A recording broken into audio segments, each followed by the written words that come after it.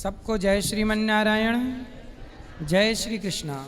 आज हमारे बीच में मुख्य अतिथि के रूप में देश के जाने माने वैद्य, जो 30 वर्षों से भारत की सेवा आयुर्वेद से कर रहे हैं, ऐसे परम विद्वान, आयुर्वेद को गहराई से समझने और समझाने वाले परम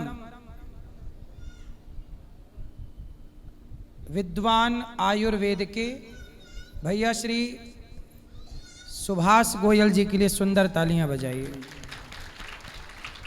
आपका पूरा जीवन आयुर्वेद को समर्पित है और आपको पूरी दुनिया के लोग जानते हैं। आयुर्वेद में इन्होंने बहुत बड़ा मुकाम प्राप्त किया है। भारत के चुनिंदा गिने चुने लोगों में एक नाम श्री सुभाष गोयल जी का है, जो आयुर्वेद की विचारधारा को इतनी ऊंचाई तक पहुंचाए कि आज जन जन में आयुर्वेद को जाना जा रहा है, समझा जा रहा है और पहचाना जा रहा है।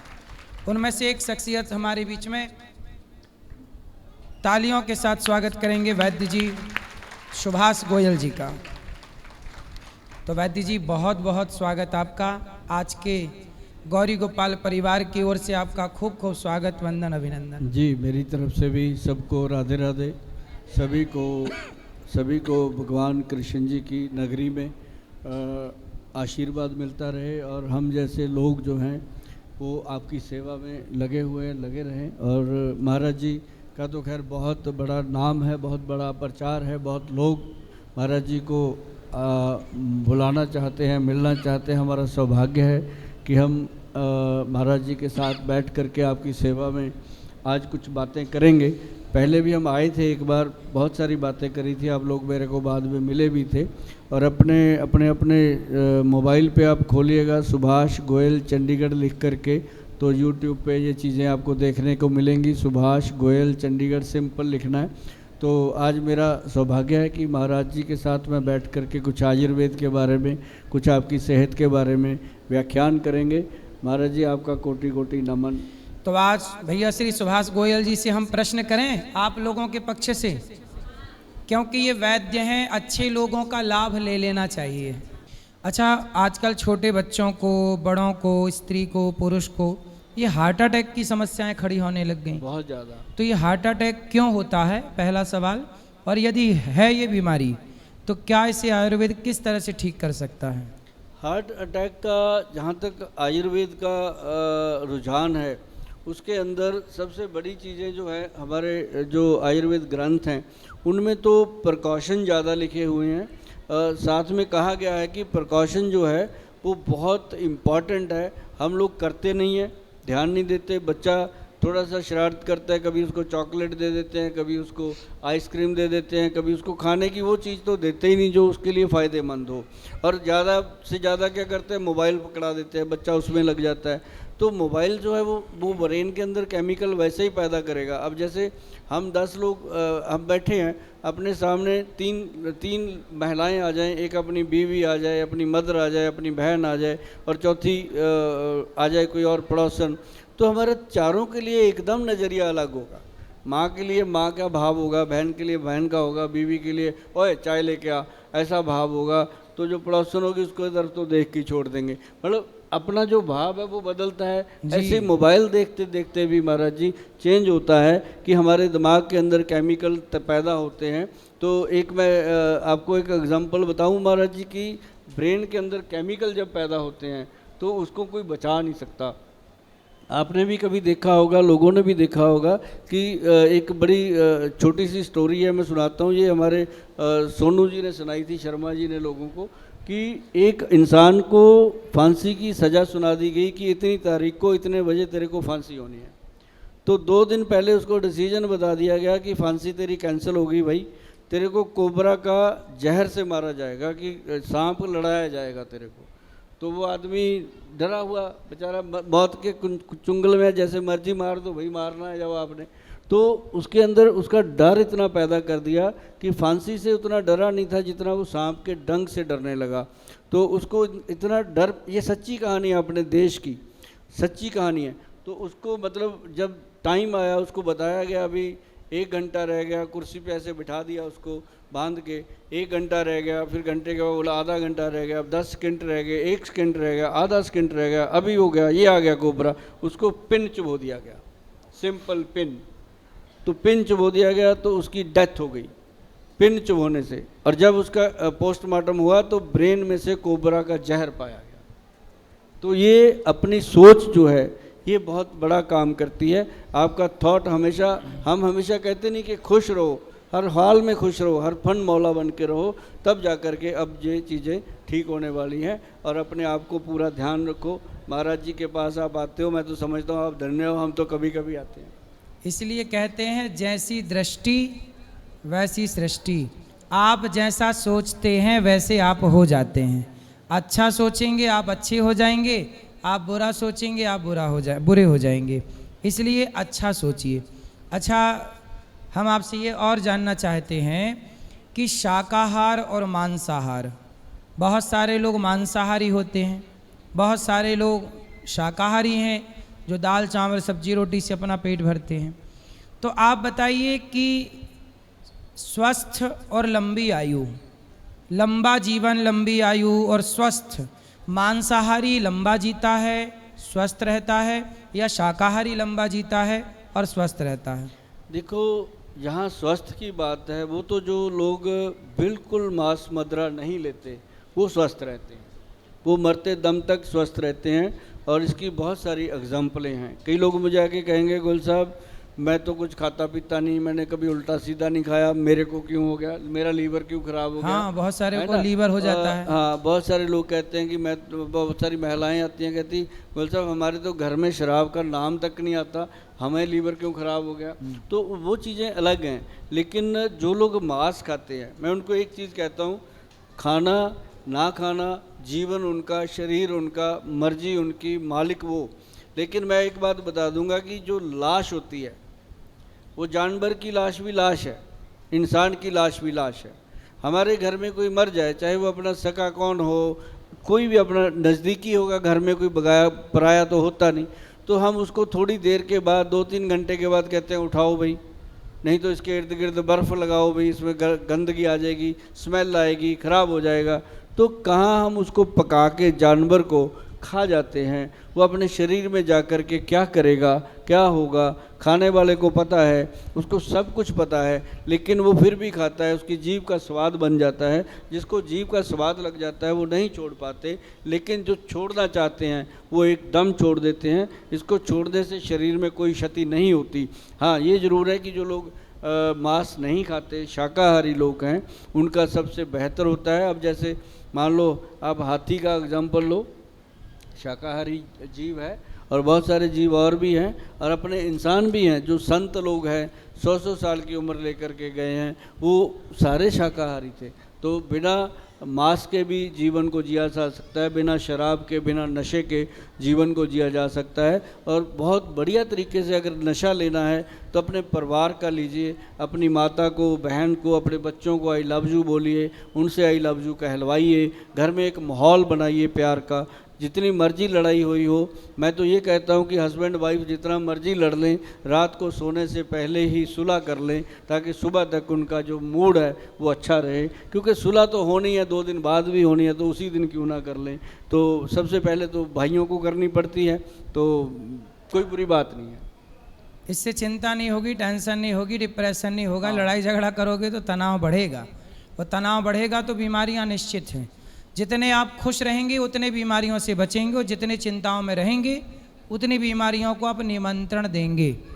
अच्छा वैद्य जी, एक और सवाल है कि आजकल लोगों की समस्या है, वॉशरूम में जाके घंटों बैठे रहते हैं, बोले पेट ही साफ नहीं हो रहा है।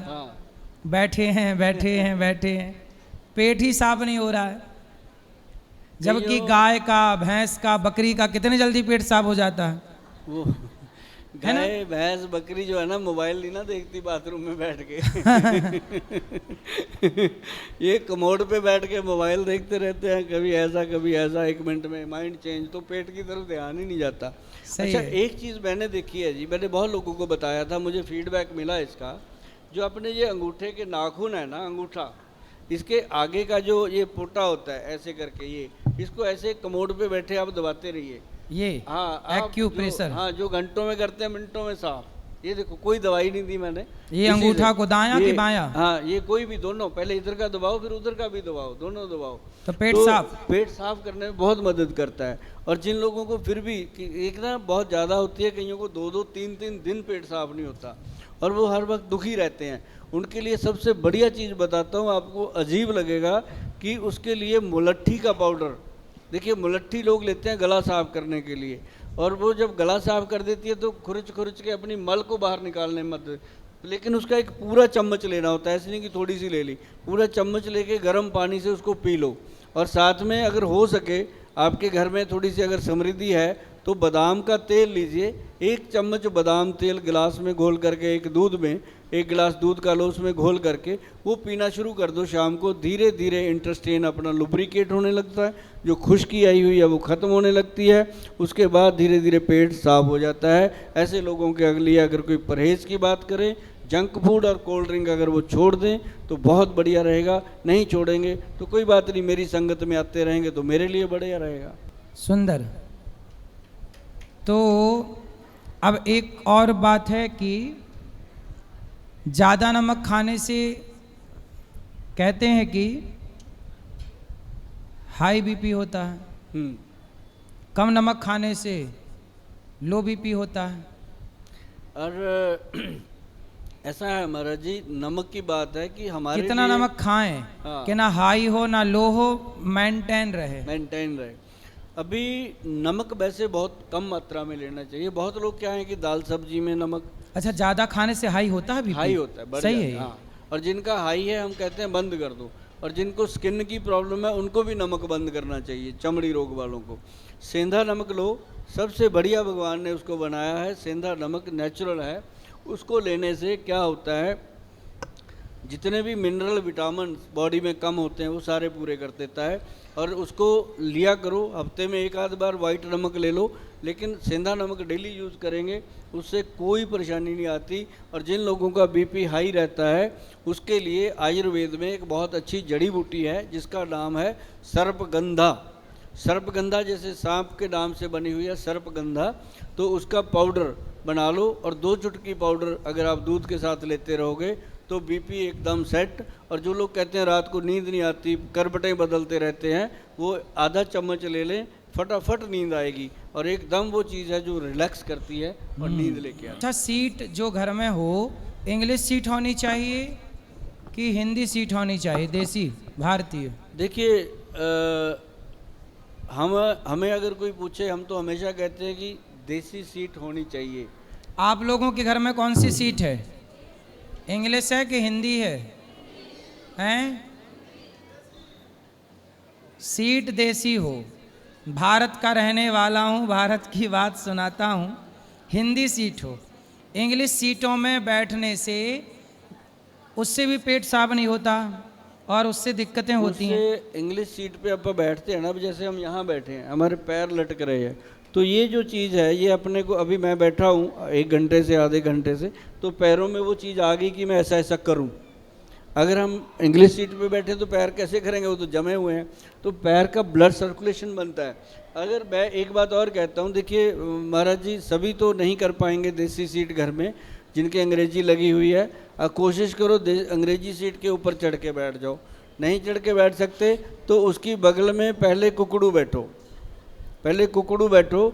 जैसे ही टॉयलेट का प्रेशर बने इंग्लिश सीट पे आप बैठ सकते हो।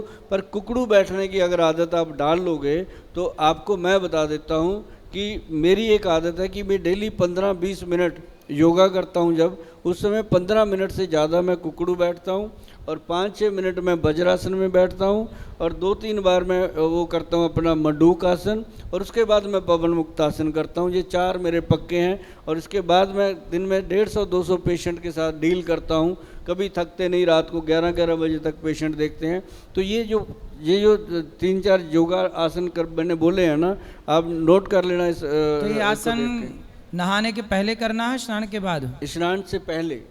ये कुछ खाने पीने, शौच जाने के पहले, सांस जाने के बाद भी कर सकते हैं, सोच जाने के बाद ही करना चाहिए। ठीक है। जिनका पेट क्लियर होता है वो बाद में करें, नहीं कई लोगों को ये आसन अगर वो करने लग जाए ना जी, तो उनका धीरे धीरे कब्ज का मोशन ठीक हो जाता है और वो पेट बिल्कुल साफ होने लगता है। 10-15 मिनट घड़ी दे के कुकड़ू बैठेंगे और उसके बाद आप वज्रासन में बैठेंगे, उसके बाद आप मंडूक आसन करेंगे। मंडूक आसन जिन लोगों को डायबिटीज़ है, शुगर है, मंडूक आसन करने से उनका शुगर लेवल कंट्रोल होता है और पवन मुक्त आसन करने से घुटनों का दर्द खत्म होता है, ऐसे ऐसे करने से। तो ये सारी आसन हम हमेशा करते हैं। आप लोग करते हैं कि नहीं? योग रोज करना चाहिए। मैं भी रोज योग करता हूँ और ये जिन्होंने वैद्य जी ने जितनी आसन बताई, मैं इतनी आसन रोज करता हूँ। स्नान के बाद, सुबह स्नान कर लो और स्नान के बाद हम सूर्य के प्रकाश में विटामिन डी भी मिलता रहता है। अच्छा, पानी खड़े होके पीना चाहिए कि बैठ के? हाँ, पानी का बहुत ज़्यादा भ्रांति है। सबसे पहले तो मैं बताऊंगा पानी घड़े का पीना चाहिए और पानी हमेशा बैठ के पीना चाहिए। पानी घड़े का और बैठ के पीना चाहिए। पानी को बैठ के और सिप करके पीना चाहिए, कभी ऐसे गटक के पानी नहीं पीना चाहिए। और इसका बहुत सारे लोग मेरे को कमेंट कर देते हैं कि गोयल साहब मेरे को तो 10 साल हो गए, मैं ऐसे पानी पीता हूँ, बीच में खांसी करेंगे। मैं फिर खांसता क्यों है, पीता रहे। तो मतलब कई लोग कहते हैं जी मैं तो हमेशा पानी खड़े खड़े पीता हूँ, मैं तो कोल्ड ड्रिंक खड़े खड़े पीता हूँ, मैं तो दारू भी पीता हूँ खड़े खड़े।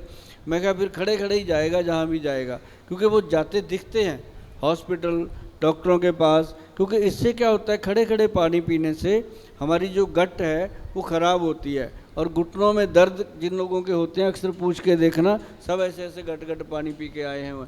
लेकिन अब महिलाएं हैं जी रसोई में खड़ी खड़ी पानी। मेरे को कई लोग पूछते हैं सबसे ज़्यादा गोल साहब आपके पास घुटनों के पेशेंट मेल आते हैं कि फीमेल आते हैं? मैं कहा जी फीमेल ज़्यादा आते हैं, क्योंकि वो सारा दिन को पता ही नहीं चलता 2 घंटे खड़ी हैं कि 3 घंटे खड़ी हैं, उसके वो पानी। तो मैया खड़े होके पानी नहीं पीना है। आप लोग पीते हो खड़े होके? खड़े होके पानी नहीं पीना मेरी माँ, अपनी रसोई बैठ में के पानी पीना है। महाराज जी रसोई में ना एक टेबल रखना चाहिए छोटा सा, और हर 15-20 मिनट के बाद एक बार बैठना चाहिए। जैसे मान लो आप दिन में 20 चपातियाँ बनाते हो, 5-6 चपातियाँ बना लो, फिर एक बार थोड़ा सा बैठ जाओ, 1 मिनट के लिए, आधे मिनट के लिए बैठोगे, उसके बाद उठ के खड़े होना, आपको एनर्जी फील होएगी। आप देखना उस चीज़ को करके। हम होते ही नहीं, ऐसे ऐसे करते रहते हैं तो वो सारा दिन खराब। पहले तो होता था रसोई ज़मीन पे होती थी, अब खड़े खड़े हो गई है। अच्छा ये बताइए, ये जो जमीन पे मैया लोग बैठी हैं पालथी मार के, ये इनका बैठना सही है कि गलत है? बिल्कुल सही है। हाँ, ये मैं तो कहता हूँ भगवान की इनके ऊपर बहुत बड़ी कृपा है कि ये घंटे से बैठी हैं। मैं जो कहना चाह रहा हूँ वो ये है कि पहले के ज़माने की जो इनकी सासें थीं, पुराने ज़माने में, वो ज़मीन पे तो बैठती थीं पर हल्का सा एक पटा होता था लकड़ी का, तो वो 4 इंच 3 इंच ज़मीन से ऊंचा होता था, तो उस पर बैठने से ना घुटने चले जाते थे नीचे और पीछे का हिस्सा ऊपर, इससे रीढ़ की हड्डी रहती थी सीधी। अभी देखो ये लोग बैठे हैं ना, तो सब ऐसे बैठे, कुबड़ापन आ जाता है, ऐसे बैठे हैं, तो इनके रीढ़ की हड्डी में दर्द होने की संभावना ज़्यादा है। अच्छा, वो पीछे का हिस्सा जो है वो, यदि आपने देखा पहले गांव में सबके घर पीढ़ा होता था, लकड़ी की चौकी, तो उस पर बैठे अच्छा उस पर बैठेंगे तो पालथी जब मारेंगे तो घुटने नीचे होंगे, जैसे ही घुटने नीचे जाएंगे अपने आप रीढ़ की हड्डी ऊपर जाएगी। इससे आपके कमर में कभी दर्द नहीं होगा। ये बात सही है ना? अपने बुजुर्गों ने ऐसी चीज़ें बहुत सारी बनाई थी, महाराज जी ने मुझे भी आज ये चीज़ सिखाई है। अगली बार हम जरूर बोलते रहेंगे कि ये जो चीज़ें हैं सच में बहुत इफ़ेक्टिव हैं। सुनने में आपको पता चला होगा कि आजकल घुटने के दर्द के पेशेंट कितने बढ़ गए हैं, घुटना ऑपरेशन हो रहा है, दर्द हो रहा है। वो रीज़न यही है कि हमारा खान पान खराब हो गया और हमारा बैठना सोना उठना सब गड़बड़ हो रखा है। इसलिए आप लोग अपने घर पे एक लकड़ी का छोटा सा पटा बोलते हैं, गाँव में हमारे यहाँ पीढ़ा बोलते हैं, पीढ़ा, पटा, चौकी कहिए आपकी भाषा में, तो 2-3 इंच की ऊंची हो ज़मीन से, 4 इंच भी चलेगी, 4 इंच ऊंची हो और उस पर बैठिए। पहले के लोग पटे पर बैठकर भोजन करते थे। अब वैद्य जी का बहुत बहुत स्वागत, तालियां बजा के सम्मान स्वागत करें हम सब। बहुत बहुत धन्यवाद, आप सबके प्रश्नों का उत्तर दिए और आप आए इसके लिए बहुत बहुत धन्यवाद। और जिनको और भी प्रश्न हैं, वैद्य जी आते रहेंगे और मिलते रहेंगे, आप बात करते रहिए। गौरी गोपाल आयुर्वेदिक हॉस्पिटल है, जो ज़्यादा समस्या है तो सामने हॉस्पिटल है गौरी गोपाल का आयुर्वेदिक हॉस्पिटल, दिखा लीजिएगा। चलो सबको राधे राधे, शुभ रात्रि।